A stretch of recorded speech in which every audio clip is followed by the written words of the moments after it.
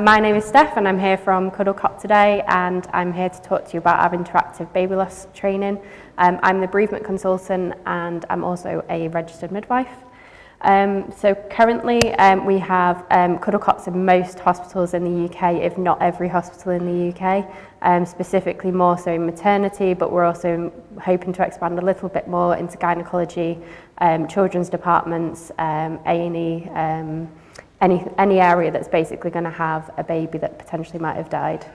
So CuddleCots are used to help keep babies cool, and we also have another product called a cuddle blanket. So that is aimed at babies that are age 1 or all the way up to adults, so that every person can be cooled if they want to spend time with the family.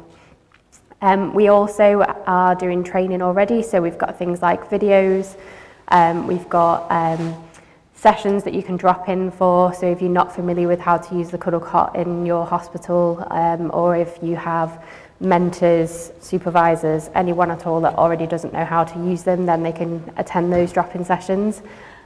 We also have expert advice, so regarding any area of bereavement care and across all disciplinaries. So we've got different people that have specialisms in kind of mass fatalities and as well as baby loss.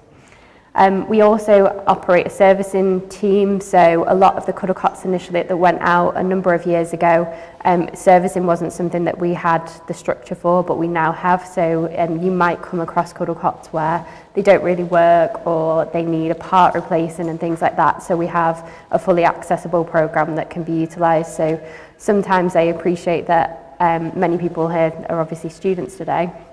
But it's something where sometimes you can be the voice of new information, and there are going to be things that you'll come across in research and things like that that end up being dispersed to mentors, and they found out about that through you. So don't feel like you're just the small person in a big place, because that's not the case. I've been a registered midwife for nearly 10 years, and it is sometimes just information that is taken from other people that can be really beneficial.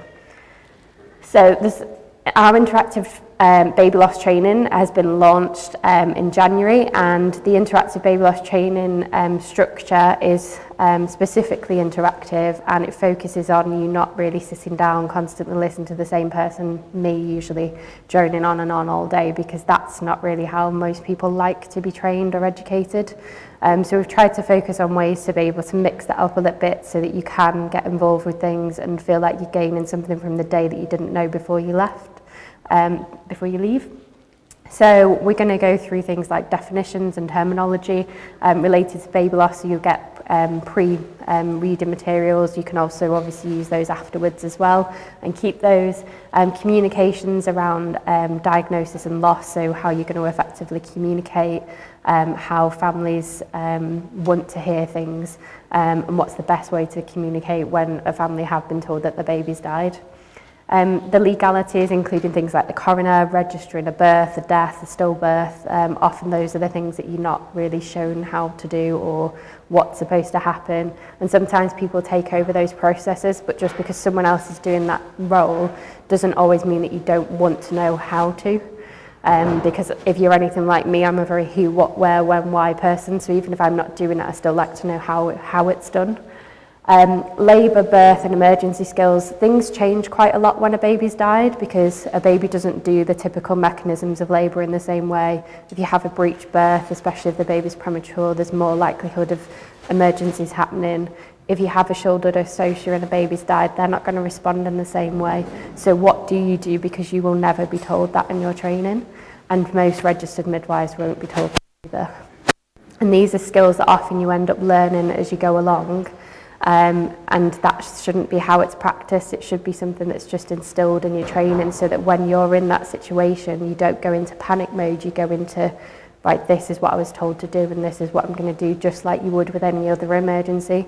Those are drilled into you and you end up knowing them like an algorithm, and so this should be exactly the same in that you know what you're doing, so that'll be fully interactive as well. Signs of life, it might seem like a really simple thing when you're dealing with obviously things like term babies and things, but if you've got babies that are before viability, a lot of the time it can be quite hard to visibly see that, and you'll documentation needs to be really, really clear. There can be involvement from coroners and also the wider multidisciplinary team. So we want to make sure that you can be fully informed and utilise the skills that you've got to identify that, and also the regulations are different across the UK. So in England and Scotland, for example, it's completely different rules. So we need to make sure that everyone knows where they stand. So if you do practice here and then you go and practice in Scotland, that might be very different. Maceration and decomposition are the things that people don't often like to talk about, but also they are two very different things. So what is the differences between them? How does it affect a baby, and how does that affect a family? Keeping a baby cool, which is obviously one of the reasons that I'm here from CuddleCot, but also what is the best practice and how can we keep a baby cool? Use of a CuddleCot in a hospital and at home and in other settings. So a family can choose to take the CuddleCot home if they want to, because it's so portable. If you haven't seen one, we've got one set up at the stand outside. So if you're here today, you're able to come and have a look at that. And obviously, if those that are online, you're able to have a look at that on the website as well. Post-mortem, so people can choose to have a post-mortem with the baby or have investigations, so we can go through a bit more detail of what actually happens, again, if you're a very who, what, why, when person. And it's also really useful to be able to show families or explain to families a little bit more. If they've got questions, you feel like you can answer them rather than being like, I don't know, because I don't know constantly can be quite repetitive and it doesn't often give comfort to families. But if you actually have answers, it might be useful to them to know that. Religion and baby loss, obviously having different beliefs, spiritual beliefs, religion can affect people's decisions about the things they do around baby loss. You might not understand why people are making certain decisions, and sometimes that can help you understand why people have certain methods of doing things, why they want processes to happen or not, and sometimes turnaround of how quickly a funeral might be, for example, or who they want involved in that process. An interactive memory making workshop.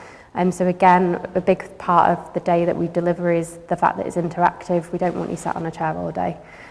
So you will be able to integrate with babies that have been specifically made for doing memory making. So you can do handprints, footprints, 3D casts, inkless prints. You can take photographs that look realistic, and it will just give you a bit more of an idea of what to expect.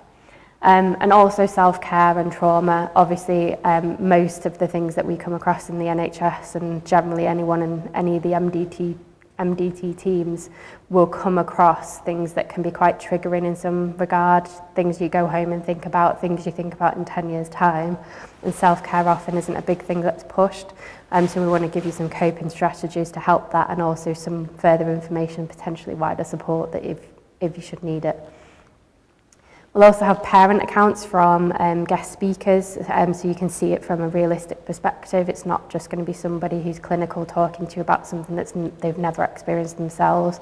It'll be a parent actually sharing what their experience was like, and making sure that you do kind of see that account.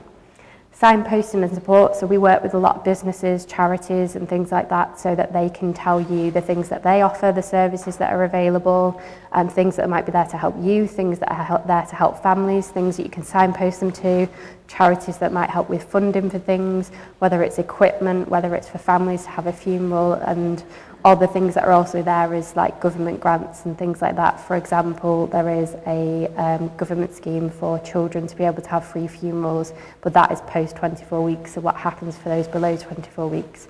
So those kind of bits of information will be there. And then you'll also get a certificate, because that is obviously really useful. So whether that's for your CPD, whether it's for revalidation when you're up to that point, and then you can use that, and obviously you can re-attend at further points. And one thing that we've wanted to do is be able to give back to hospitals. Obviously, this is something that will cost us money as a company, and we are a relatively small business despite the fact that we've got a worldwide coverage with CuddleCots. So we're offering 12 free study days to hospitals across the UK over the course of a year, and then we can also do paid study days for any other hospitals, universities, hospices that want them. So that they are readily available for people to have. And we've always tried and keep everything as accessibly priced as we can, because obviously education shouldn't be something that becomes really inaccessible. And often universities can support that. There's a lot of different grants and things like that through student unions as well that are available.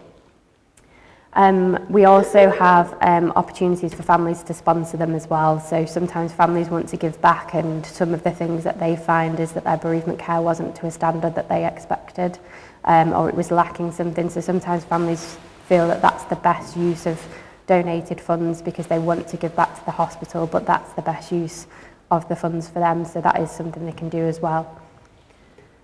We also are launching a cascade training module, so this is specifically more so for bereavement midwives, for example, or if you've got people who are specifically interested on awards. So say if you do qualify and you're specifically interested in working on a delivery unit or a labour ward, it might be you that becomes a cascade trainer. So there'll be a module available so that you can cascade train internally, so you're the person who keeps training new starters, so everyone is aware of how it works and what to do with it. So thank you all for listening. If you do have any questions, please do feel free to ask in the room, or if you're online, you can type your question and I can answer it. Or if you're here on the day, you're welcome to come to the stand, or I can also respond to email if you want my email address. It's just at the bottom. Thank you very much.